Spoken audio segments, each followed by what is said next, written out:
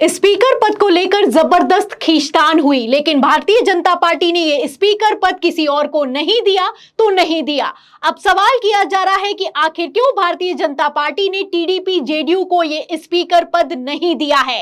इस सवाल का जवाब ये है कि भारतीय जनता पार्टी ये अच्छे से जानती है कि स्पीकर पद अगर किसी भी एनडीए के घटक दल के पास चला गया तो बीजेपी बहुमत हासिल नहीं कर पाएगी। जी हां, बड़ा खुलासा हुआ है। जैसे ही भारतीय जनता पार्टी का स्पीकर बना है, वैसे ही वरिष्ठ पत्रकार ने खुलासा करते हुए बताया है कि बीजेपी हर कीमत पर ओम बिरला को स्पीकर इसलिए बनाना चाहती थी क्योंकि बीजेपी बहुमत हासिल करना चाहती है।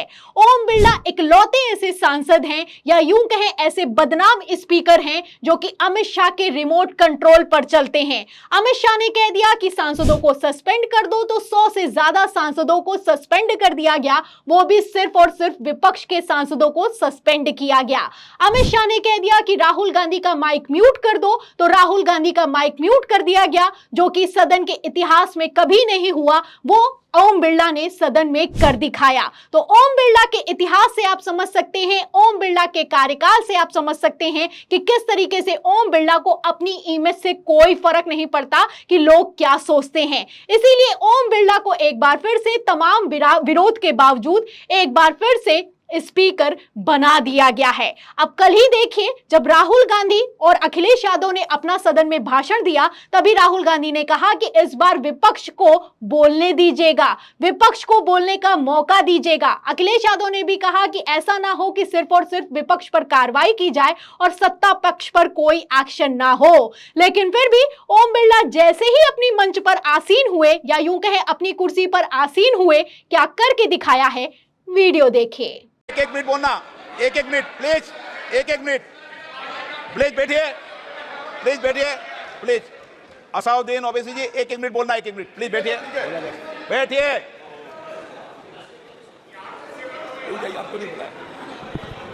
माननीय सदस्यगण, जब स्पीकर सीट से खड़ा हो जाता है तो मैं माननीय सदस्यों को अवगत कराना चाहता हूं, वो बैठ जाया करें। ये मैं पहली बार कह रहा हूं, मुझे 5 साल कहने का अवसर नहीं मिलना चाहिए। असाउद्दीन ओवैसी जी। तो कायदे से अगर देखा जाए तो ओम बिरला को स्पीकर पद भी दोबारा नहीं मिलना चाहिए था। ये अवसर भी ओम बिरला को नहीं दिया जाना चाहिए था।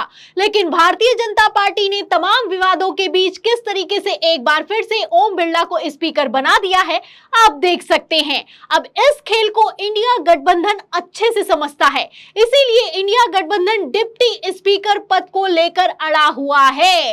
कहना है कि इस बार तो डिप्टी स्पीकर का पद खाली नहीं रहना चाहिए, डिप्टी स्पीकर तो बनाना ही होगा। आपको बता दें, अगर डिप्टी स्पीकर के पद की बात की जाए तो ये वो पद है जो कि 1990 से लेकर 2014 तक कभी खाली नहीं हुआ।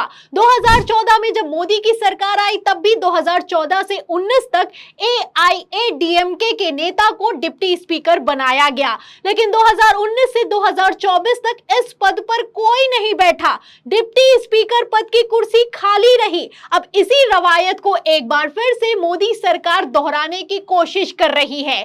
डिप्टी स्पीकर होगा तो अंकुश लगाया जाएगा, ऐसे में डिप्टी स्पीकर नहीं होगा तो खेल अपने आप में साफ हो जाएगा, यानी कि रास्ता अपने आप में साफ हो जाएगा। इसीलिए डिप्टी स्पीकर पद इंडिया गठबंधन को दिया नहीं गया और तैयारी इस बात की है कि इस बार भी 2024 के कार्यकाल में किसी तरह का कोई डिप्टी स्पीकर नियुक्त ना किया जाए। अब इस खेल को इंडिया गठबंधन अच्छे से समझता है, इसीलिए इंडिया गठबंधन ने बड़ा दांव चला है। इंडिया गठबंधन जानता है कि अगर डिप्टी स्पीकर नहीं बनाया गया तो भारतीय जनता पार्टी खेला कर सकती है, और तो और हो सकता है कि डिप्टी स्पीकर ना होने पर बीजेपी बहुमत तक हासिल कर ले, क्योंकि सीटों का गणित अपने आप में साफ करता हुआ नजर आ रहा है कि भारतीय जनता पार्टी क्या करने की तैयारी में है। और वैसे भी आप अच्छे से जानते हैं, ये वो सरकार है जो कि बहुमत हासिल करने के लिए और कुर्सी हासिल करने के लिए किसी भी हद तक जा सकती है। स्पीकर को लेकर क्या कुछ हुआ, महाराष्ट्र में स्पीकर के जरिए कैसे तख्ता पलट कर दिया गया, आप जानते हैं। अब ऐसा ही कुछ लोकसभा में भी करने की तैयारी है। अगर सीटों के गणित की बात की जाए तो भारतीय जनता पार्टी के पास 240 सांसद हैं।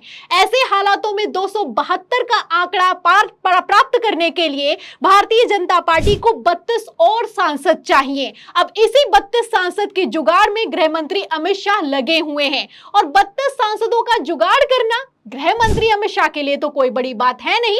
जब स्पीकर भी भारतीय जनता पार्टी का बन जाए तो आप समझ सकते हैं कि खेला कितने चरम पर चल रहा है। तो फिलहाल खेला होने वाला है और इसी खेल की तैयारी में डिप्टी स्पीकर नियुक्त नहीं किया जा रहा है। इसी को लेकर वरिष्ठ पत्रकार हैं राजीव रंजन, उन्होंने हमारे चैनल से बातचीत के दौरान बड़ा खुलासा किया है। उनका कहना है कि ये प्रधानमंत्री नरेंद्र मोदी हैं, ये अपनी फितरत कभी नहीं बदल सकते। अधर्म से लड़ने के लिए धर्म की बातचीत नहीं चलेगी, इंडिया गठबंधन को कमान संभालनी ही होगी। तो क्या बड़ा खुलासा किया है, बयान को ध्यान से सुनिए।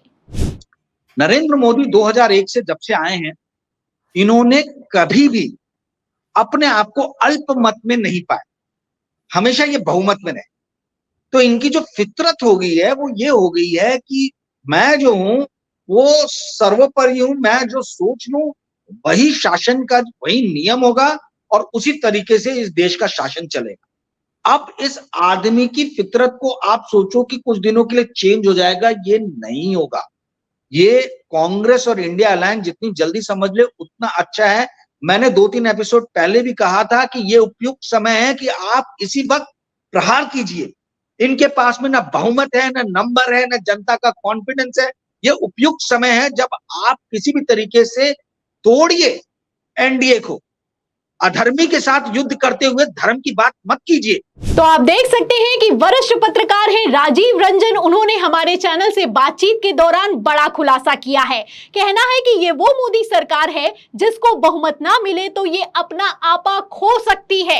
इंडिया गठबंधन को अभी एक्शन लेना चाहिए। अधर्म से लड़ाई करने के लिए धर्म की बातचीत नहीं करनी चाहिए, क्योंकि अगर अभी इंडिया गठबंधन ने कमान नहीं संभाली तो एनडीए बड़ा खेला कर सकता है। और कितना बड़ा खेला होने वाला है इसका अंदाजा आप इस बात से लगा सकते हैं कि तमाम विरोध के बावजूद, खींचतान के बावजूद, शर्तों के बावजूद ओम बिरला को फिर से स्पीकर बना दिया गया है। और क्यों स्पीकर बनाया गया है ये समझने वाले अपने आप में समझते हैं। राहुल गांधी ने तो पहले ही कह दिया कि एनडीए के कई सांसद हमारे संपर्क में हैं।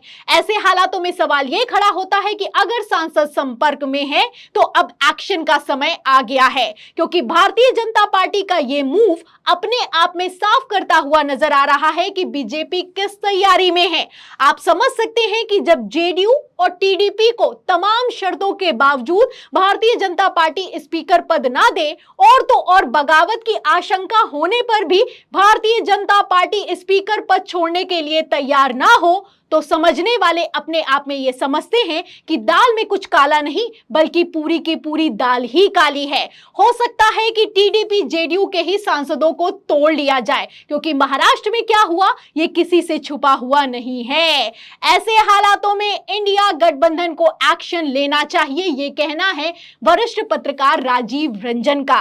तो फिलहाल सदन में क्या कुछ चल रहा है, किस तरीके से ओम बिरला को फिर से स्पीकर बना दिया गया है और किस तरीके से एनडीए डिप्टी स्पीकर का पद इंडिया को देने के लिए तैयार नहीं है, इससे आप अंदाजा लगा सकते हैं कि खेल क्या होने वाला है। तो आपको क्या लगता है, जिस तरीके से भारतीय जनता पार्टी किसी भी मौके पर नहीं झुकी है, जिस तरीके से नीतीश नायडू को भी नाराज कर दिया गया है, ऐसे हालातों में क्या इंडिया गठबंधन तख्तापलट कर सकता है? भारतीय जनता पार्टी खेला करने के मोड में दिखाई दे रही है।